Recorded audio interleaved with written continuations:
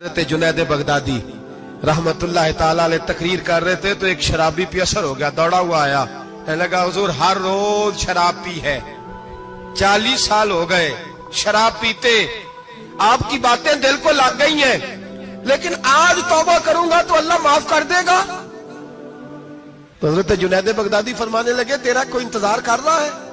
तो कहने लगा हुजूर नशइयों का, शराबियों का कौन इंतजार करता है? कुछ जमाना अम्मा इंतजार करती थी, अब समझ गई वो नहीं आएगा। कौन इंतजार करता है? समझ गई वो नहीं आएगा। कुछ अरसा बीवी ने इंतजार किया, समझ गई किसी नाली में पड़ा होगा, नहीं आएगा। बहन भाई बाल बच्चे इंतजार करना छोड़ गए, अब मेरा कोई नहीं इंतजार कर रहा। तो हज़रत जुनैद बगदादी रो पड़े, फरमाने लगे नहीं, रब की रहमत तेरी तौबा का अभी भी इंतजार कर रही है, खुदा का करम तेरी तौबा का इंतजार कर रहा है, आजा, दरवाजा खुला हुआ, लौट आया। वो शख्स कहता है जब बात सुनी तो अल्लाहू अकबर कहा, कपड़े फट गए, कदमों में गिरा, वुजू किया, गुस्ल किया, मस्जिद आया, कहने लगा या अल्लाह तू वाकई राजी है, वाकई राजी है। तो फरमाते जब वो रो रो के ये दुआ कर रहा था तो मस्जिद के हर कोने से आवाज आने लगी, तूने सच्ची तौबा कर लिया तो तेरा रब राजी हो गया है, इनको पकड़ के लाओ। और हजरत जुनैद ने ये बात सीखी कहां से? हजरत सीरी सख्ती से। हजरत सीरी सख्ती आपके मुर्शद थे, तो गुजर रहे थे गली में, एक दरख्त के नीचे रश बड़ा था, दरख्त था तो लोग वहां इकट्ठे थे, रश था तो आपने कहा जुनैद पता तो कर यहाँ क्या है? लोगों ने कहा हुजूर एक शराबी शराब के नशे में मस्त ऑल फॉल बोल रहा है और लोग तमाशा देख रहे हैं। हजरत गए, छड़ी हाथ में थी, जवानों से कहा चलो निकलो भागो, सब लोग चले गए। तो फरमाया जुनैद जा प्याले में पानी ला। फरमाते मैं पानी लाया तो हजरत ने अपने हाथों से उसका मुंह धो डाला। अल्लाह करे इनका कोई मुंह धोने वाला ही आ जाए, अल्लाह करे कोई आए जो इनका मुंह धो डाले। ये तो बेचारे अब उलझ गए गुनाह में, कोई आए इनका बाजू थामे, मुंह धो डाला, और धो के ना मुंह, तो रब करीम के वली की आंखों में आंसू आए और कहने लगे अल्लाह मैंने मुंह इसलिए धोया है कि जितने लोग शराब की बू सूंघेंगे इसके शराबी होने पे गवाह बनेंगे। चलो अब मुंह धोया है, कोई बू तो नहीं ना सूंघेगा, और लोग तो गवाह ना बनेंगे कि शराबी है। और फिर रो के कहने लगे ए अल्लाह जो मेरी ताकत थी वो मैंने कर दिया, अब जो तेरे कब्जे में है तू भी रहमत फरमा। मेरी ताकत में मुंह धोना था, मैंने धो डाला है, तू दिल धो दिया करता है, मेहरबानी कर इसके दिल को भी सफाई अता फरमा दे। ये कह के चले गए। फरमाते हजरत जुनैद में तहज्जुद का वुजू करा के जनाबे सीरी सख्ती को मस्जिद में लेके पहुंचा तो वो शराबी मुझसे पहले मस्जिद में बैठा हुआ था और आवाजें आ रही थी, सिर्री तूने मुंह धोया था तो हमने दिल भी धो डाला है, धो डाल इनके बाजू। इमाम बहकी ने दलाइल के अंदर लिखा है, फरमाते नबी करीम सल्लल्लाहु अलैहि वसल्लम ने उनकी तरफ देखा तो हुजूर की मुकद्दस आंखें आंसुओं से भर गई। हुजूर ने फरमाया अबू बसीर तेरी तकलीफ मुझे नजर आ रही है, पर मैंने वादा किया हुआ है, मैंने वादा, भाई यहाँ डट के रहना बड़ा मुश्किल है, यहाँ कायम रहना बड़ा कठिन मराला है, यहाँ आजमाइश के मौके पर दीन पर उन्होंने तो रखा ही नहीं, लोग ताने देते हैं, बातें करते हैं, रखा ही नहीं, तू फिर उनका बनता है। हुजूर ने फरमाया तुझे जाना पड़ेगा। सहाबा कहते हैं पूरे मदीने में ऐसे था जैसे शोक का समा हो। जब वो दो सिपाही हजरत अबू बसीर को पकड़ के ले जा रहे थे तो वो पलट पलट के पीछे देखते थे, पलट पलट, पैरों में खून है, आंखें आंसुओं से भरी हुई। फरमाते हैं जब वो पलट रहे थे तो मदीने की गलियां भी रो रही थी। मेरे नबी पाक जब वो आंखों से ओझल हो गए तो हुजूर बैठ गए जमीन पे, नबी पाक ने रोना शुरू कर दिया। फरमाया अल्लाह तूने इस शख्स की मदद फरमानी है, इस पर करम करना है, अल्लाह इसका ख्याल फरमाना। उसके लिए दुआ की, हुजूर रोए। हजरत अबू बसीर बाहर निकले तो वो जो काफर थे ना वो कहने लगे तू बड़ा बनता था उनका, उन्होंने तुझे रखा नहीं, तुझे रखा भी नहीं। तो हजरत अबू बसीर ने थप्पड़ मारा मुंह पे, कहने लगे मैं वो नहीं जो थोड़ी सी बात से बदल जाऊं, ईमान यकीन और इस्तिकामत की दौलत मिली हुई है। आप फरमाने लगे मेरा तो ईमान और पुख्ता हो गया है कि मेरा नबी अपने वादों का बड़ा पाबंद है, मेरा रसूल अपने वादों का बड़ा पाबंद है। हजरत अबू बसीर कहते हैं मदीने की सरहद गुजर गई तो मैंने खींची तलवार, उनमें से एक सिपाही, अब आओ मेरे मुकाबले में जिसने आना। एक को मारा, दूसरा भाग गया। फरमाते अब मैं मक्के जा नहीं सकता था, जाऊंगा तो वो ज्यादा मारेंगे, मदीने हुजूर ने कबूल ना फरमाया। फरमाते एक जंगल में जाके अल-ईस नाम की एक बस्ती थी, वहां डेरा लगा लिया, दरिया के किनारे पानी पी लेता, पत्ते खा लेता, तन तंदूर हड्डां दा बालन ते असी हावां नाल तपाया, कप कप मुकियां पेड़े कीते ते उत्तों सबर पलेथन लाया, तन दी हांडी ते मन दा सालन उत्ते लून सबर दा पाया। गुलाम फरीदा वे मैं सारी तेरी, गुलाम फरीदा वे मैं सारी तेरी, तेनू अजे यकीन नहीं आया। फरमाते सालों पत्ते खाए, अब जो भी वहां से तंग होता वो मेरे पास आके पना लेता, जिसको मक्के वाले मारते मेरे पास आके कहते, ताने देने वाले आके कहते हो तुम किस तरह के नौकर हो, तुम्हें तो उन्होंने रखा ही नहीं। हमने कहा चुप कर जा, वो हमारे आका हैं, वो हमारे आका हैं, रखे तब भी ठीक है, ना रखे अल्लाहु अकबर। ईमान देखो, कुव्वत देखो, ਜਿਹੜੀਆਂ ਖਸਮਾਂ ਦੀ ਵਿੱਚ ਰਜ਼ਾ ਵਸਣ ਭਾਗ ਜਾਗ ਜਾਂਦੇ ਉਹਨਾਂ ਗੋਲੀਆਂ ਦੇ, ਤੇ ਮੈਂ ਗੁੱਡੀ ਹੱਥ ਡੋਰ ਸੱਜਣ ਦੇ, ਉਹ ਜਿੰਜ ਰੱਖੇ ਉੰਜ ਰਹਿਣਾ, ਵਾਜਬ ਨਹੀਂ ਜੇ ਵਿੱਚ ਸ਼ਰੀਅਤ ਮੰਦਾ ਖਸਮ ਨੂੰ ਕਹਿਣਾ। फरमाया बस ठीक है, जिस तरह हुजूर राजी वैसे ही हम राजी। हजरत अबू बसीर रदी अल्लाह तआला अन्हु के पास 300 सहाबा इकट्ठे हो गए, 300। हजरत अबू बसीर जब मदीने की सरहद से गुजर रहे थे ना, तो नबी पाक ने एक आवाज दी थी, फरमाया अबू बसीर एक वक्त आएगा कि मेरा पैगाम तुझ तक पहुंचेगा, एक टाइम आएगा। हजरत अबू बसीर से जब कोई कहता ना कि जिंदा किस बात पे हो, तो फरमाने लगे मुस्तफा के फरमान पे बड़ा यकीन है, बुलावा आएगा, मुझे बुलावा, मुझे यकीन है कि मुझे बुलावा, बड़ी उम्मीद है सरकार कदमों में बुलाएंगे, और करम की जब नजर होगी मदीने, मुझे यकीन है कि मुझे बुलावा। हजरत अबू बसीर रदी अल्लाह ताला अन्हु फरमाते हैं कि वक्त गुजरता गया, 300 लोग इकट्ठे हो गए।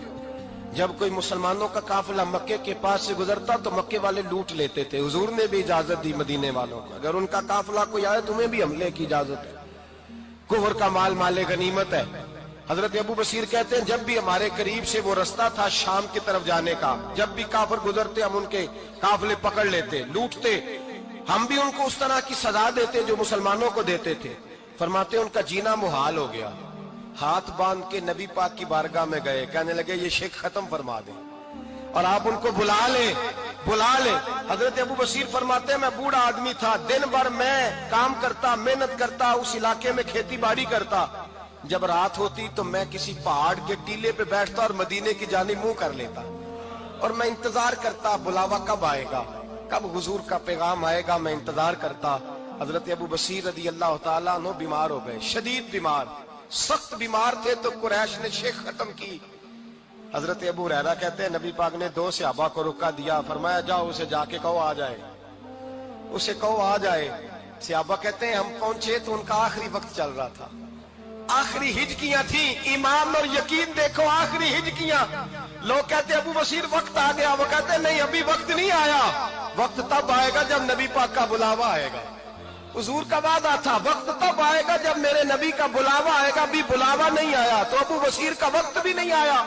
सहाबा कहते हमने जाके रुका, थमाया, उठने की भी ताकत नहीं थी।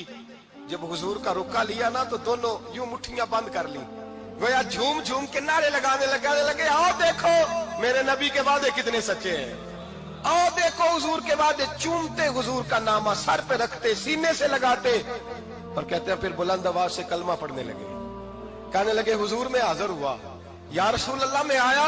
कहते बुलंद आवाज से कलमा पढ़ा और उनकी रूह परवाज कर गई, उनकी रूह परवाज कर गई। नबी रहमत सल्लल्लाहु अलैहि वसल्लम के गुलामों का यकीन, एतमाद इतने आला दर्जे का, कमजोर मुसलमान, दाएं बाएं देखता मुसलमान, कुफर के वादों पर एतबार करता, यहूदी ईसाई और सिख के वादों पर एतबार करता, दुनियादार ठग और चोर के वादों पर एतबार करता, ये रब करीम के वादे पर एतबार नहीं करता, ये अल्लाह रसूल के साथ अपनी तवज्जो को मबजूल नहीं करता। मेरे रसूल करीम सैयद आलम सल्लल्लाहु अलैहि वसल्लम के गुलामों ने एतमाद करके, यकीन करके हमें बतलाया है कि जब तेरे पास यकीन की दौलत होती है फिर तो दुनिया का ताकतवर आदमी होता है, जब तेरे पास ईमान की कुव्वत होती है तो दुनिया का सबसे मजबूत शख्स होता है। अपने आप को मजबूत करें, अपने अंदर ईमान की तवानाई पैदा करें, ये झूठे वादों पर, झूठी तसल्लियों पे अपने आप को जिंदा ना रखें, ना देखें दाएं बाएं क्या हो रहा है, तवज्जो सीधी अल्लाह रसूल की जानिब रखें, मजबूत ईमान पैदा करें, तगड़ा दानाई वाला। माते मेरी अम्मा बूढ़ी थी, تو ان کا معدہ کمزور ہو گیا تھا، تو میں اٹھا کے پخانہ پیشاب کرتا تھا تو کئی دفعہ میرے اوپر کر دیتی تھی. یہ حضرت ابن جوزی علیہ رحمہ نے اس کو لکھا ہے. فرماتے ہیں میرے دل میں خیال آتا تھا کہ میں بڑا خدمت گزار ہوں اپنی ماں کا. ایک دن میں حضرت عمر کے پاس بیٹھا تھا ان کے دور خلافت میں، تو ایک شخص آ گیا. اس شخص نے آ کر کے کہا کہ حضرت عمر سے حضور ایک مسئلہ پوچھنا ہے. فرمایا پوچھو.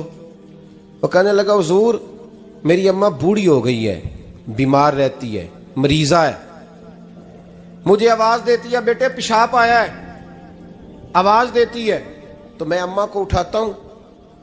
ابھی میں بیت الخلاء تک واش روم تک جاتا نہیں کہ میری اماں میرے اوپر پیشاب کر دیتی. حضرت عمر سے کہنے لگا حضور بچپن میں اماں پہ پیشاب کرتا تھا، اب اماں میرے اوپر کر دیتی ہے تو حق ادا ہو گیا نا. حضرت ابو ہریرہ کہتے ہیں جب اس نے سوال پوچھا تو میرے بھی کان کھڑے ہو گئے. میں نے کہا یہ تو میرے والا مسئلہ پوچھ رہا ہے، میرے والا مسئلہ پوچھ رہا ہے. میرے پاس ایک دوست جمعہ پڑھنے آتے ہیں بڑی دور سے، مجھے کہنے لگے حضرت صاحب جدوں بھی میں آنا نا تسی میری ہوئی گل چھیڑ دیندے ہو، وہ جو بات ہوتی ہے نا بالکل میری ہوتی ہے. میں نے کہا نہیں یار جو میں کر رہا ہوتا ہوں وہ میری بھی ہوتی ہے، وہ سارے معاشرے کی ہوتی ہے. ہمیں لگتا ہے کہ میری ہو رہی ہے، حالانکہ وہ بات ہماری سب کی مشترکہ ہوتی ہے. سن لیں اور یاد رکھ لیں. حضرت ابو ہریرہ فرماتے ہیں میرے کان کھڑے ہو گئے. میں نے کہا اس نے تو میری بات پوچھنی شروع کر دی. حضرت فاروق اعظم سے کہنے لگا حضور بچپن میں اماں پہ پیشاب کرتا تھا، وہ میرے اوپر کر دیتی ہے تو حق ادا ہو گیا. حضرت عمر کہنے لگے نہیں کوئی نہیں ہوا. اس نے کہا حضور مجھے سمجھائیں، وہ سارے کام جو میں اماں کے ساتھ کرتا تھا اماں میرے ساتھ کرتی ہے تو کیوں نہیں ہوا. حضرت عمر کہنے لگے بھائی پیشاب تو بھی اماں پہ کرتا تھا اور اماں بھی تیرے اوپر کرتی ہے، پر تیری اور تیری ماں کی سوچ میں بڑا فرق ہے. اس نے کہا حضور کس طرح؟ تو کیا جواب ہے سیدنا فاروق اعظم کا، لو کان نبی بعد لکان عمر ابن خطاب. کیا جواب ہے؟ حضرت عمر فرمانے لگے تیری اور تیری ماں کی سوچ میں بڑا فرق ہے. کہا حضور کس طرح؟ فرمایا جب تیری اماں تیرے اوپر پیشاب کرتی ہے نا تو دعا کرتا ہے کہ یا اللہ بوڑھی ہو گئی ہے اسے پردہ دے دے، اور جب تو اپنی اماں پہ پیشاب کرتا تھا تو وہ دعا کرتی تھی یا اللہ میرے لال کو لمبی زندگی عطا فرما. فرمایا یہ تیرا اور اس کا فرق ہے، تو پردے کی دعائیں. سنے عزیزو، کہا جب تیری اور تیری ماں کی سوچ میں، اور نبی پاک صلی اللہ علیہ وسلم نے فرمایا ہے جتنے بھی گناہ انسان کرتا ہے نا اللہ کریم سزا کو روک دیتا ہے، قیامت میں سزا دے گا. اور جو ماں باپ کا نافرمان ہے نا اس کو دنیا میں بھی سزا ملے گی. جو ماں باپ کا نافرمان ہے اسے دنیا میں بھی، آپ یقین کریں بچے تھوڑا سا پڑ جاتے ہیں بیچارے تو ماں باپ سے کہتے ہیں ابا جی تسی پرانے دور دے ہو، تو انہوں کی پتہ ہوئے، اور تجھے پتہ ہی نہیں بھائی، تجھے خبر ہی نہیں، یہ پرانے دور کے نہیں، تو بیوقوفوں کے دور کا ہے. حضرت مالک بن دینار فرماتے میں نے 60 حج کیے. ایک حج کے موقع پر میں نے بڑا رش دیکھا، لاکھوں کا اجتماع ہوا. میری باتوں کی سمجھ تو آ رہی ہے نا آپ دوستوں؟ جو نہیں بول رہے انہیں بھی آ رہی ہے نا؟ اللہ جزا دے. کہتے ہیں لاکھوں کا مجمع تھا تو میرے دل میں خیال آیا، میں نے کہا اے اللہ اتنے لوگ آئے ہیں ان کا حج قبول بھی ہوا ہے کہ نہیں؟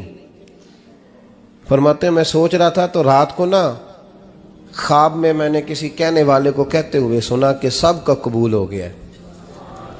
بلخ کا رہنے والا محمد بن ہارون بلخی ہے، اس کا حج قبول نہیں ہوا. فرماتے ہیں شہروں کے علیحدہ علیحدہ خیمے لگتے تھے. اب بھی آپ حج کرنے جائیں تو پاکستانیوں کی رہائشیں علیحدہ ہوتی ہیں، انڈین کی علیحدہ، بنگلہ دیش کے علیحدہ، مصری، یمنی، سب لوگ علیحدہ علیحدہ رہائشیں ہوتی ہیں، جھنڈے لگے ہوتے ہیں ملکوں کے. کہتے ہیں میں نے سویرے اٹھ کے ڈھونڈنا شروع کر دیا. ڈھونڈتا ہوں وہ بندہ ملے. کہتے ہیں جہاں بلخ شہر کے لوگ رہتے تھے وہاں چلا گیا تو میں نے لوگوں سے پوچھا تم میں محمد بن ہارون بلخی کون ہے؟ لوگ کہنے لگے وہ تو بڑا نیک آدمی ہے، پرہیزگار ہے، بڑے بولے بالے، بڑے اللہ والے، ریاض آپ کو بس ہم ہی جانتے ہیں، وہ تو بڑا نیک ہے، پرہیزگار آدمی. میں نے کہا اچھا کہاں ہے؟ انہوں نے کہا پہاڑ کے پیچھے اس نے خیمہ لگایا ہوا ہے، ساری رات عبادت کرتا ہے، سارا دن روزہ رکھتا ہے، قائم اللیل ہے، صائم الدہر ہے، کیا بات؟ فرماتے ہیں میں ان لوگوں کی بات سن کے حیران ہو گیا کہ مجھے کیا بتایا گیا، یہ کیا کہہ رہے ہیں؟ فرماتے ہیں میں پہاڑ کے پیچھے گیا۔ حضرت مالک بن دینار علیہ رحمہ فرماتے ہیں جب میں وہاں پہنچا تو میں نے اس شخص کو مصلی پہ بیٹھے دیکھا، کثرت عبادت کے آثار اس کے وجود پر نظر آ رہے، سیدھا بازو اس کا کٹا ہوا تھا۔ فرماتے 2 رکعتیں مکمل کر کے نا میں نے اس سے السلام علیکم کہا تو مجھے کہنے لگا وعلیکم السلام، آپ مالک بن دینار ہیں؟ میں نے کہا بڑی اس کی فراست ہے۔ فرماتے پھر اس نے ٹھنڈی سانس لی، کہنے لگا آپ کو خواب آئی ہوگی کہ میرا حج قبول نہیں ہوا۔ فرماتے ہیں مجھ پر اور بجلی گری کہ کیا کہہ رہا؟ فرماتے میں نے کہا یار لوگ بھی تیری تعریف کر رہے ہیں اور تیری بصیرت بھی بڑی ہے، تو یہ ماجرا کیا ہے؟ کہنے لگا آپ نہ پوچھیں۔ یہ کہہ کے اس نے رونا شروع کیا، دیر تک روتا رہا۔ میں نے کہا نہیں یار تو بتا۔ کہنے لگا نہیں آپ نہ پوچھیں، آپ ناراض ہوں گے۔ میں نے کہا میں نہیں ہوتا، تو بولنا۔ کہنے لگا حضور 24 سال ہو گئے مجھے حج کرتے ہوئے، 24واں حج ہے میرا، اور ہر سال کوئی اللہ کا ولی آ کے بتاتا ہے کہ جا چلا جا تیرا کوئی نہیں قبول ہوا۔ بے پروائی ویک سجن دی جتھے کسے دی پیش نہ جاوے، انہیں تاجاں والے در در رولے تے منگتیاں تخت بٹھاوے، آزم کسے نو کارا ملدا ہی کوئی کعبے و خالی آوے۔ کہتے ہیں اس نے مجھے کہا حضور 24واں حج ہے، ہر سال کوئی بتاتا ہے۔ میں نے کہا تیری غلطی۔ کہنے لگا میں اپنی ماں کا نافرمان۔ میں نے کہا واقعہ کیا ہوا؟ کہنے لگا حضرت اللہ نے مجھے دولت دی، مال دیا، زمینیں دی تو میں عیاش ہو گیا۔ آپ یقین کریں اللہ لوگوں کو مال دیتا ہے تو وہ سمجھتے ہیں میری چلاکی سے آیا ہے، میں تیز بڑا تھا اس لیے آیا ہے، نافرمان ہوتے ہیں۔ لیکن جو رب لینا جانتا ہے دینا جانتا ہے وہ لینا بھی۔ وارث شاہ مان کری نہ وارثاں دا، رب بے وارثہ کر کے مار دائی۔ لوگ بڑے سمارٹ بن جاتے ہیں، ان کی گفتگو میں بڑا تکبر ہوتا ہے، ان کے نگاہوں کے انداز میں بڑے، وہ کہتے ہیں اوہ سب لوگ بیوقوف ہیں صرف میں سے آنا ہوں، کام جو صحیح چل رہا ہے۔ او بھائی 1 منٹ لگتا ہے انسان کو بادشاہ سے فقیر ہونے میں۔ ایک امام مالک رحمۃ اللہ علیہ بیٹھے تھے تو ہارون رشید آپ سے کہنے لگا امام ابو مالک سے، حضرت بتائیں اس وقت اللہ کیا کر رہا ہے؟ آپ فرمانے لگے یار تو بڑے موٹے دماغ کا ہے، کس طرح کے سوال پوچھتا ہے؟ بادشاہ تھا نا، کہا نہیں آپ بتائیں۔ تو امام مالک فرمانے لگے تو تخت پہ بیٹھ کے سوال پوچھتا رہتا ہے اور میں نیچے بیٹھ کے جواب دیتا رہتا ہوں، نیچے آ پھر بتاتا ہوں۔ اس نے کہا جناب بتائیں۔ فرمانے لگے تو سوالی ہے نا، تو تو نیچے بیٹھ اور میں اوپر بیٹھتا ہوں۔ کہ جناب آ جائیں۔ ہارون رشید نیچے آ گیا، امام مالک تخت پہ بیٹھ گئے۔ فرمانے لگے اب بتا کیا پوچھ رہا تھا؟ کہنے لگا حضور پوچھا تھا اللہ اس وقت کیا کر رہا ہے؟ فرمانے لگے رب اس وقت تجھے سمجھا رہا ہے کہ اس تخت پہ تکبر نہ کرنا، 1 منٹ لگتا ہے میں تجھے اٹھا کے مالک کو بٹھا دیا کرتا ہوں، یہ تجھے سمجھا رہا ہے، لہٰذا اس سمجھ پہ قائم رہنا، تکبر نہ کرنا، 1 ہی تو منٹ لگتا ہے، یہ تجھے سمجھا رہا ہے۔ تو وہ شخص کہنے لگا محمد بن ہارون بلخی امام مالک بن دینار سے کہ حضور بڑی دولت تھی تو میں عیاش ہو گیا تھا، رمضان کا مہینہ تھا، اماں تندور میں روٹیاں لگا رہی تھی، میں شراب پی کے گھر آ گیا۔ ہمارے ہاں یہ بھی فیشن ہے نا، اب مہندی والے دن چودھری صاحب کے ڈیرے پہ جوان شراب پیتے ہیں تو پوچھتے ہیں حاجی صاحب آپ تو حاجی بھی ہیں تو ڈیرے پہ منڈے کیا کرتے رہے؟ کہتے میں ڈیرے تے تھا مینوں نہیں پتا، وہ کار لگے سن۔ حاجی صاحب آپ کو سارا پتہ ہے اور اللہ آپ سے پوچھ لے گا۔ یہاں تو کوئی آدمی چپ کر جائے گا آپ کے قلوں کی وجہ سے، لیکن عرش کے مالک کو بھی تو جواب دینا ہے کہ نہیں؟ کیا طریقہ ہے؟ دیکھیں نا، کل والے دن محفل اور مہندی والے دن اللہ سے صرف دکھوں کا رشتہ ہے، رسول اللہ سے صرف غموں کا رشتہ ہے۔ اگر تو نے ڈھول ڈمکا شور شرابہ کیا ہے شادی والے دن تو کل والے دن بھی بجا، تیرا پتہ چلے، جنازے پہ بھی بجا۔ کیا تماشا ہے؟ مذہب صرف رسم ہے، ضرورت ہے، کوئی مر گیا تو قرآن پاک کھول لو، باقی جو مرضی کرو۔ حج بھی کیتی جاندے ہو، لہو بھی پیتی جاندے ہو، کھو کے مال یتیماں دا پیج مسیتی جاندے ہو، ਫੱਟ ਦਿਲਾਂ ਦੇ ਸੀਂਦੇ ਨਹੀਂ, ਟੋਪੀਆਂ ਸੀਤੀ ਜਾਂਦੇ ਹੋ, ਨਫਸ ਤੇ ਛੁਰੀ ਫੇਰਦੇ ਨਹੀਂ, ਬੱਕਰੇ ਕੀਤੀ ਜਾਂਦੇ ਹੋ, ਫਰਜ਼ ਭੁਲਾਈ ਬੈਠੇ ਹੋ, ਨਫਲਾਂ ਨੀਤੀ ਜਾਂਦੇ ਹੋ। ਉਹ ਦੱਸੋ ਤੇ ਸਹੀ ਬੁੱਲੇ ਨੂੰ ਇਹ ਕੀ ਕੁਝ ਕੀਤੀ ਜਾਂਦੇ ਹੋ? ਉਹ ਦੱਸੋ ਤੇ ਸਹੀ ਬੁੱਲੇ ਸ਼ਾਹ ਨੂੰ ਕੀ ਕੁਝ ਕੀਤੀ ਜਾਂਦੇ ਹੋ? کوئی طریقہ ہے؟ کول شریف پہ مولوی صاحب تشریف لائیے گا ابا جی کے کول ہیں تو میں تو کہتا ہوں بجا نہ بینڈ باجے والا آج بھی، تیرا پتہ چلے کہ یہ دو کام کیسے ہوتے ہیں، تو کس طرح دو کشتیوں کا سمجھ نہیں آتی بات کی۔ میں تو جاتا ہی نہیں بینڈ باجے والی شادی پہ، میں کہتا ہوں جو مردی پڑھا لو نے کہا ہم سے نہیں دو کام ہوتے، اللہ روزی دینے والا ہے، ایک ہی کرتے ہیں، دو رنگی چھوڑ کے یک رنگ ہو جا، سراسر موم ہو جا یا سنگ ہو جا، موج کرو۔ ہم اس چکر میں پڑتے ہی نہیں، ہم وہ راستہ ہی چھوڑ دیتے ہیں جو ہماری طبیعت کے مطابق نہیں ہوتا، بس ختم ہو گئی بات۔ اس لیے غور کریں اور یاد رکھیں اس بات کو۔ امام مالک بن دینار رحمۃ اللہ علیہ فرماتے ہیں مجھ سے کہنے لگا پیسے آئے تو میں عیاش ہو گیا، رمضان کا مہینہ تھا، عصر کے بعد میری اماں افطاری کی تیاری کر رہی تھی، میں گیا، میں نے کہا شراب پی ہوئی، اماں روٹی دے، تو اماں کہنے لگی شرم کر، شرم کر، روزہ رکھا نہیں تو جنہوں نے رکھا ہے ان کا تو خیال کر۔ کہتے اماں کی بات کا مجھے غصہ لگا، میں کہا کرتا ہوں بد نصیب ہے وہ بیٹا جس کا باپ اس سے بات کرتے ہوئے ڈرتا ہے کہ پتہ نہیں کہاں سے بولے گا۔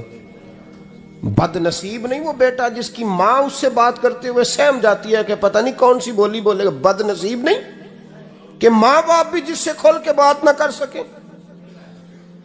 حضرت مالک بن دینار سے کہنے لگا اماں نے جب کہا نا شرم کر تو مجھے غصہ آیا، میں نے ماں کو تھپڑ مارا اور میری ماں جلتے ہوئے تندور میں گری۔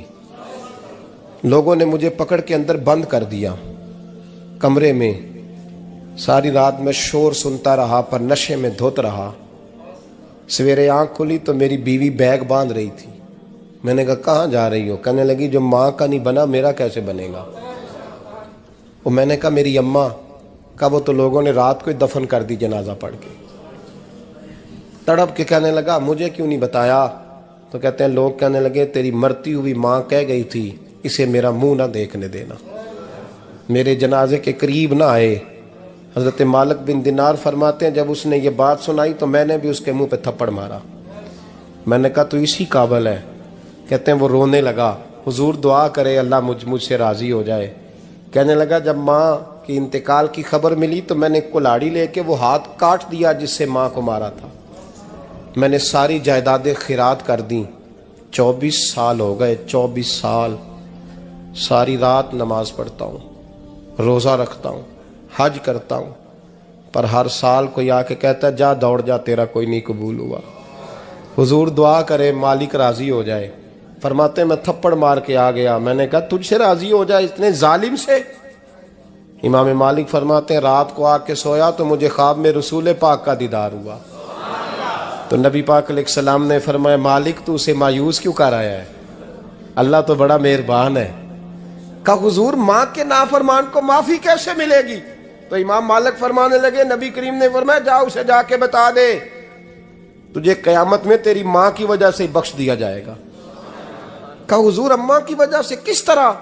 تو محبوب فرمانے لگے اس کی ماں قیامت میں اس کے خلاف مقدمہ دائر کرے گی رب کریم کی عدالت میں، اے اللہ میں نے 9 ماہ پیٹ میں رکھا، درد سہ کے اسے جنا، جگر کا خون پلا کے پالا اور اسی نے مجھے قتل کیا۔ رب کریم اس کی ماں کا مقدمہ سن کے کہے گا اٹھاؤ اس کو دوزخ میں پھینکو، اس نے ماں جلائی تھی اسے بھی جلاؤ۔ محبوب فرمانے لگے جب پکڑ کر کے مالک اس کو محمد بن ہارون کو لوگ لے جائیں گے نا جہنم کی طرف، ابھی فرشتے گھسیٹیں گے ہی تو پلٹ کے پھر اماں کی طرف دیکھے گا اور دوسری دفعہ پھر گھسیٹیں گے تو پلٹ کے دیکھے گا اور تیسری دفعہ پھر پلٹ کے کہے گا اماں یہ مجھے جلانے لگے، اماں یہ جہنم میں پھینکنے لگے۔ میرے حبیب فرمانے لگے وہ جل کے مرنے والی ماں وہاں بھی بول پڑے گی، کہے گی یا اللہ چل میں نے معاف کیا تو بھی معاف کر دے، اے اللہ میں نے معاف کیا تو بھی معاف کر دے، اللہ تو معاف کر دے اسے، اللہ تو اس سے درگزر فرما، اسے معاف کر دے۔ میرے محبوب پاک علیہ السلام فرماتے رب کریم کہے گا اس نے تجھے جلایا وہ کہے گی اللہ یہ تو بیٹا تھا اس نے جلا دیا، میں ماں ہوں، میرے سامنے جلے تو میں کیسے برداشت کر سکتی ہوں؟ فرمایا اس نے جلا کے مارا تھا، پر اسی ماں کی وجہ سے رب کریم اسے جنت عطا فرمائے گا۔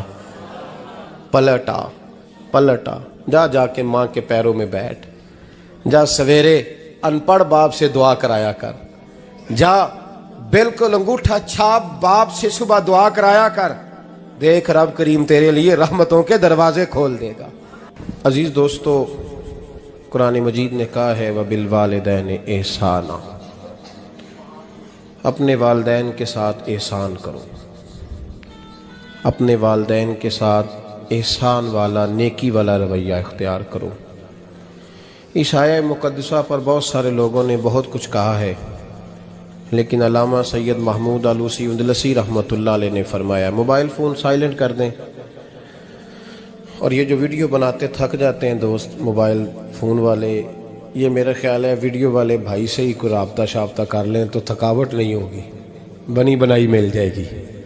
تصویریں اتنا زیادہ ضروری نہیں جتنی ہم نے ضرورت بنا لی ہے، بس ٹھیک ہے ضرورت کے تحت ٹھیک ہے، اتنا زیادہ اس پہ فوکس نہ کریں ورنہ اصل کام رہ جاتا ہے۔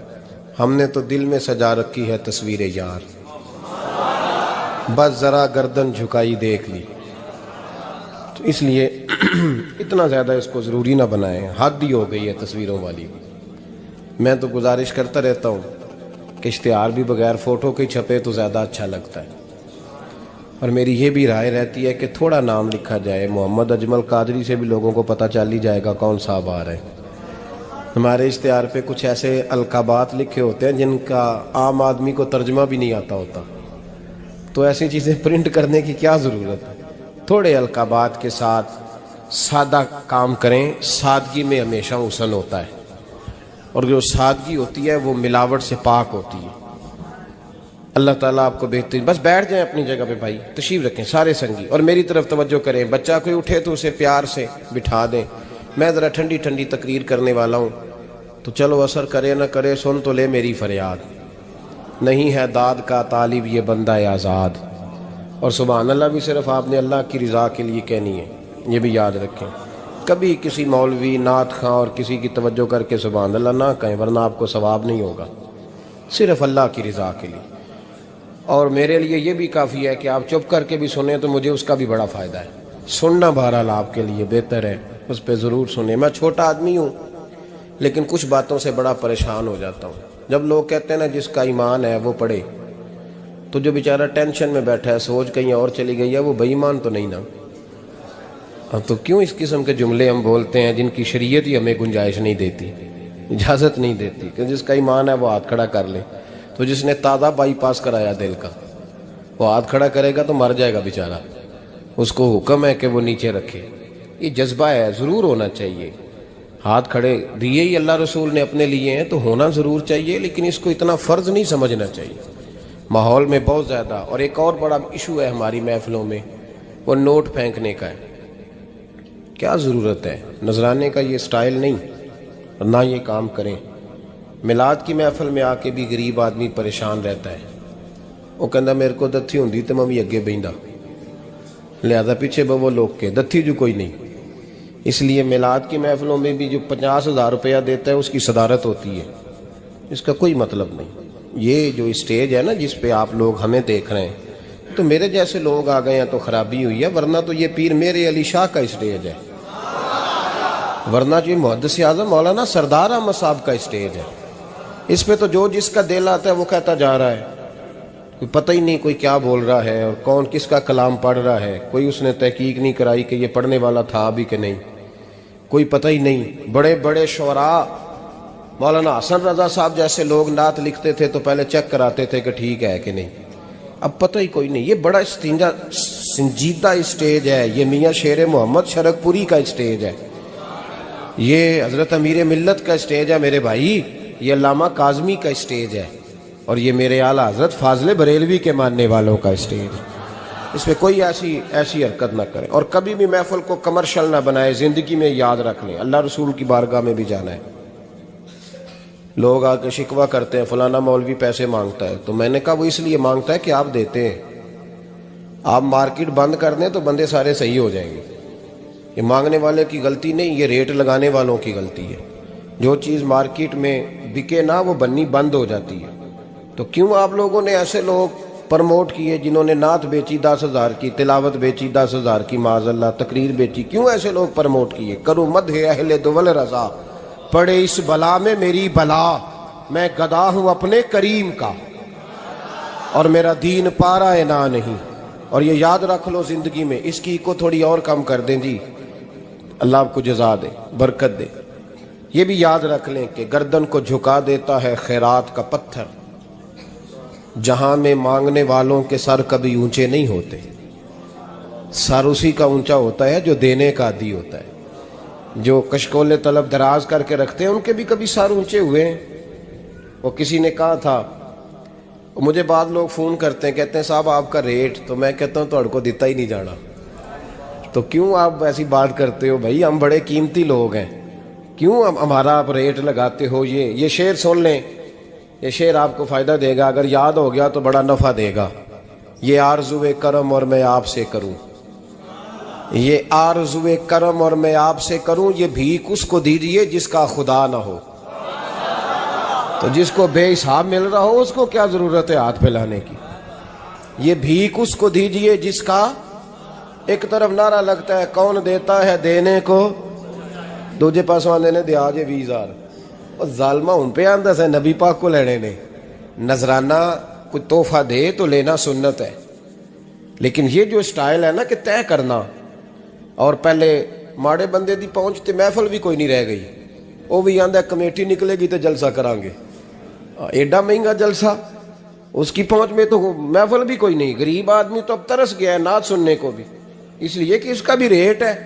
باز آئیں اس چیز سے. ہمارا اعلیٰ حضرت فاضل بریلوی رحمۃ اللہ علیہ تیل لینے چلے گئے دکان پہ، دکاندار کو بوتل دی تیل والی، بھر کے دے دو. اس نے بھر کے دی تو اعلیٰ حضرت نے فرمایا کتنے پیسے؟ اس نے کہا جی ویسے تو 5 آنے کی ہے، آپ ہمارے عالم دین ہیں، آپ 3 آنے دے دیں. اعلیٰ حضرت نے پورے 5 دیے. فرمایا تو پورے رکھ، میں احمد رضا ہوں، میں اپنا علم 2 آنے کا نہیں بیچا کرتا. تو نے میرا 2 آنے ریٹ لگایا ہے، آپ عالم ہے تو 2 چھوڑ دیں. اس لیے سنجیدگی پیدا کریں یار. کوئی ضروری نہیں، کوئی سنتا ہے تو ٹھیک ہے، نہیں سنتا تب بھی ٹھیک ہے. جن کی پڑھ رہے ہو وہ تو سن رہے ہیں کہ نہیں؟ یہ کافی نہیں کہ جن کی پڑھ رہے ہو وہ سن رہے ہیں. اس لیے مہربانی فرمائیں، اس ماحول کو خاصا سنجیدہ کریں، اس پر خاص محنت کریں. اس لیے نہیں کہہ رہا بنانے کے لیے، مسجد میں بیٹھا ہوں باوضو ہوں، میرا دل نہیں مانتا جب میں اسٹیج پہ آؤں تو کوئی بندہ نعرہ لگائے. کیوں بھائی؟ کوئی ضروری ہے؟ بوڑھا آدمی بیچارہ بیمار بیٹھا ہے اور عشاء کا وقت کا وہ آیا ہوا ہے، اور نبی پاک صلی اللہ علیہ وسلم نے فرمایا سفید بالوں کی عزت اسی طرح ہے جس طرح تم نے اپنے اللہ کی عزت کی ہے. یہ بخاری مسلم کی حدیث ہے. فٹافٹ کھڑے ہو جاؤ جی پیر صاحب آگے تھے، پیر صاحب ٹائم نہ لاؤندے ہو. کیوں یہ کام کرتے ہیں؟ کچھ بھی نہیں ہوتا. جو عزت کرتا ہے اس کا پتہ ہوتا ہے دل سے کر رہا ہے. بیٹھا رہنے دے لوگوں کو، کوئی فرق نہیں. یہ بڑی خوبصورتی پیدا کریں، آپ ماحول کو صحیح کریں، آپ کے جلسے کئی گنا زیادہ بڑے ہو جائیں گے انشاءاللہ تعالی. اور میری آخری گزارش تمہیدی بات کر رہا ہوں، وہ یہ ہے کہ محفلوں کی ترتیب لگائیں. جو قاری صاحب نے عشاء کے فوراً بعد تلاوت کی انہوں نے بھی قرآن ہی پڑھا تھا، وہ بے قاعدہ کیوں تھی؟ پھر جو دوبارہ 1.5 گھنٹے کے بعد باقاعدہ شروع ہو گئی تو وہ قرآن پاک نہیں تھا؟ ان باقاعدہ شروع ہونے لگی ہے، کیا مطلب ہے اس کا؟ باقاعدہ محفل عشاء کے بعد شروع کریں، ٹائم دیں، نعت خواں کو وقت دیں، اور دعا کا ٹائم لکھیں. آپ میرے پاس کبھی آئیں، ہزاروں کا جلسہ ہوتا ہے ہمارا، لیکن ہم 1.5 گھنٹے سے زیادہ محفل کرنا مناسب ہی نہیں سمجھتے. اس لیے کہ اگر فجر سویرے تانگ ہو جائے تو ساری رات جلسے کا مقصد کیا ہوا؟ اور مختصر بات کریں گے خیر الکلام ما قل و دل، تو وہ بڑی بہترین رہے گی. سنجیدگی لائیں تاکہ جس آدمی نے سویرے کام پہ جانا ہے وہ 10 کے آوے آ کہ میں چلا 8 بجے محفل شروع ہونی ہے تو لوگ 9:45 میں تھوڑے کول ہوواں گا انشاءاللہ، تاکہ باقی کا کام بھی کر لیں. یہ ماحول، یہ میں گزارشات کر رہا ہوں، اپیل کر رہا ہوں. چلے اللہ کرے میں بے عمل آدمی ہوں، میری زبان سے نکلی بات کسی پہ اثر کر جائے. یہ آپ سنجیدگی پیدا کر کے دیکھیں، انشاءاللہ یہ رش زیادہ ہو جائے گا آپ کے پاس اور برکت ہوگی اس بات کی. وبالوالدین احسانا، والدین کے ساتھ احسان کرو. علامہ سید محمود آلوسی اندلسی رحمۃ اللہ علیہ صاحب تفسیر روح المعانی فرماتے ہیں آپ فرماتے ہیں اللہ کریم نے کہا والدین کے ساتھ احسان کرو، اس کا ترجمہ کیا ہے؟ آپ فرماتے ہیں اس کا مطلب یہ ہے کہ جتنی کوئی بندہ نیکی کرے اگر اس کے مطابق نیکی کر دی جائے تو وہ بدلہ ہوتی ہے، اور اگر تھوڑی بڑھا کے کی جائے تو وہ احسان ہوتی ہے۔ فرمایا رب کریم فرماتے ہیں اس طرح کرو، ذرا سوچ لو بچپن سے لے کر آخر تک جہاں تک تم موجود ہو تمہارے ماں باپ نے تمہارے ساتھ کیا کیا ہے، اگر اس سے بڑھا کے کرو گے تو اس کا مطلب ہے تم نے احسان کیا ہے۔ ماں باپ جو ہوتے ہیں نا، ٹھنڈی چھاؤں، میٹھی زندگی۔ ماں ان پڑھ بھی ہو نا تو کم از کم یونیورسٹی ہوتی ہے، اور باپ اگر بالکل انگوٹھا چھاپ بھی ہو نا، کسی کالج میں مدرسے میں ادارے میں نہ پڑھا ہو، تو بیٹے کے حق میں جن چیزوں کی ضرورت ہوتی ہے وہ ساری اللہ باپ کو عطا کر کے بھیجتا ہے۔ ماں باپ کو نا کچھ علم لدنی اللہ دیتا ہے کہ بچوں کے لیے کیسے آگے بڑھنا ہے۔ ماں باپ ایک حسن ہے معاشرے کا۔ رب تبارک و تعالیٰ کی دیکھیں نا، اللہ اکبر، دنیا میں کسی کی محبت جانچنی ہو نا تو محبت کی تمثیل دی جاتی ہے۔ وَتِلْكَ الْأَمْثَالُ نَضْرِبُهَا لِلنَّاسِ، اللہ لوگوں کے سمجھنے کے لیے مثالیں بیان فرماتا ہے۔ اللہ تبارک و تعالیٰ نے جب اپنا آپ سمجھانا چاہا نا، توجہ ہے میری بات پر، جب مالک نے اپنا آپ سمجھانا چاہا تو میرے رب نے ماں باپ کی مثال بیان فرمائی۔ رب ارحمہما کما ربیانی صغیرا، یا اللہ ان دونوں پہ رحم فرما۔ اور یہ لفظ رب یہاں دو معنی میں آیا ہے، علماء بیٹھے۔ رب کا معنی ہوتا ہے تدریجن پالنا، کہ یا اللہ ان دونوں پہ رحم فرما جنہوں نے مجھے رب بن کے پالا۔ یعنی مطلب کیا، یہاں ربوبیت کا معنی پالنے کے معنی میں، تدریجن پالنا۔ میرے نبی پاک صلی اللہ علیہ وسلم نے فرمایا اللہ تم سے 70 ماؤں سے زیادہ محبت فرماتا ہے۔ یہ امام سیوطی نے در منصور میں روایت لکھی ہے۔ اچھا بھائی، اللہ نے بھی مثال ماں کی بیان فرمائی۔ فرمایا گھر جا کے اپنی اماں کو دیکھ لو، اماں تم سے کتنا پیار کرتی ہے، بس اس پیار کو تولنا شروع کر تو 70 ماؤں سے بھی زیادہ رب تم سے محبت فرمانے والا ہے۔ ماں کے سینے میں نا، دیکھیں نا، ایک بچی ہوتی ہے BA، وہ اس نے کر لیا، اس کی اماں روز کہتی ہے بیٹے سویرے اٹھا کر۔ ساس کے پاس جائے گی تو وہ کہے گی کہ اس کی اماں نے سویرے اٹھنا سکھایا ہی نہیں، اور بیٹی کہتی ہے اماں جدو جاواں گی ویکھی جائے گی۔ اچھا اس کی شادی ہو گئی، اس کی ساس نے آہستہ آہستہ شکوے شروع کر دیے، خامن سے کہنے لگی تو اس کو اٹھاتا ہی نہیں سویرے۔ وہ بھی کہتا ہے کمرے میں جا کے اماں شکوہ کرتی ہے تو اٹھتی نہیں، اور بچی لاڈلی تھی، وہ نہیں تھی اٹھتی ٹائم پہ۔ زندگی کے 22 سال 23 سال وہ سویرے نہیں اٹھی، وقت پہ نہیں اٹھی، مثال دے رہا ہوں۔ پھر اسی بیٹی کو اللہ نے ایک بیٹا عطا کر دیا۔ صبح 100 آواز اس کی اماں دیتی تھی پر اس کی آنکھ نہیں کھلتی تھی، لیکن اسی بیٹی کا بیٹا سحری کے وقت ہلکا سا روتا ہے، ساری دنیا سوئی ہے پر اماں اس کی فٹافٹ جاگتی ہے، فٹافٹ جاگتی ہے۔ ایک آدمی تھا تو اس کی بیوی انتقال کر گئی اور اس نے طلاق دے دی۔ 10-11 سال کا اس کا بیٹا تھا، اس نے دوسری شادی کر لی۔ ایک دن اپنے بیٹے سے کہنے لگا بیٹے وہ سگی اماں ٹھیک تھی یا یہ والی ٹھیک ہے؟ تو بیٹا کہنے لگا ابا جی یہ ٹھیک ہے، وہ سگی امی جھوٹ بڑے بولتی تھی، سگی امی جھوٹ بڑے بولتی تھی، جھوٹی تھی، یہ سچی ہے۔ اس نے کہا بیوقوف تیری ماں جھوٹی تھی؟ اس نے کہا ابا بڑی۔ کہا کس طرح؟ کہنے لگا ابا جی میں نا کبھی، آپ کو پتا میں شرارتی ہوں، کبھی میں شرارت کرتا تھا نا، کوئی برتن توڑ دیتا تھا تو میری سگی اماں مجھے تھپڑ مار کے باہر نکالتی تھی، کہتی تھی میں تالا لگاؤں گی باورچی خانے کو، تجھے ساری رات روٹی نہیں دینی، تو آج بھوکا ہی رہے گا، بالکل نہیں دینا، ساری رات نہیں دینا۔ بڑے دعوے کرتی تھی، قسمیں اٹھاتی تھی، پر بڑی جھوٹی تھی۔ آدھا گھنٹہ بھی نہیں گزرتا تھا تو گلیوں میں مجھے ڈھونڈنے لگ جاتی تھی، ڈھونڈ کے لاتی تھی، ڈھونڈ کے، اور لا کے نا تو غلطی میری ہوتی تھی، رونا میری اماں شروع کر دیتی تھی، وے اوے مینوں نہ ستایا کر وے پترا۔ پھر میری مرضی کا کھانا مجھے پکا کے دیتی تھی، میری مرضی کا، اور پھر میری اماں مجھے تحفہ بھی دیتی تھی۔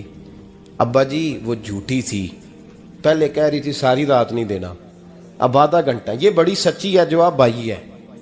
میں شرارت کرتا ہوں تو تھپڑ مار کے نکال دیتی ہے، کہتی ہے روٹی نہیں دینی. پھر میں ساری رات رو کے گزارتا ہوں پر نہیں دیتی. یہ سچی ہے، وہ جھوٹی تھی. تم ماں کے درد کو کیا سمجھے؟ بچے تو کہتے ہیں اماں نے ہمیں قید کر دیا، اماں کہتی ہے میری مرضی سے کھاؤ. اور تجھے نہیں پتا اس نے قید نہیں کیا، وہ تم سے پیار بڑا سچا کرتی، اور بڑا سچا پیار کرتی ہے تیرے ساتھ، بڑا سچا. بیٹا برگر کھا کے آ جاتا ہے، اماں کہتی ہے روٹی کھا لے، کہتا ہے نہیں آپ نے بینگن پکائے ہوئے ہیں میں نے نہیں کھانے.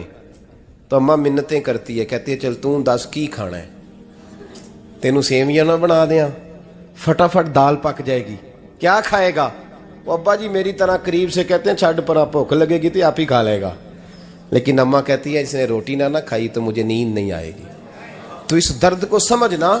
میں غلام ہوں ایک آستانے کا، اور میں سمجھتا ہوں جو کسی کا مرید ہی نہیں اس پر تو سایہ ہی نہیں، اسے چاہیے کسی بزرگ کا سایہ حاصل کرے. لیکن بھائی یہ بات بھی بڑی سچی ہے کہ میرے جیسے پیر کے ہاتھ میں 5,000 روپیہ نذرانہ دو نا، پیر صاحب دعا کرنا، تو پیر صاحب نے دعا پکی یاد کی ہوئی ہے سب کے لیے، رٹی رٹائی، اللہ خیر کرے اللہ بھلا کرے، اور سب کے لیے رٹا لگایا ہوا ہے. اور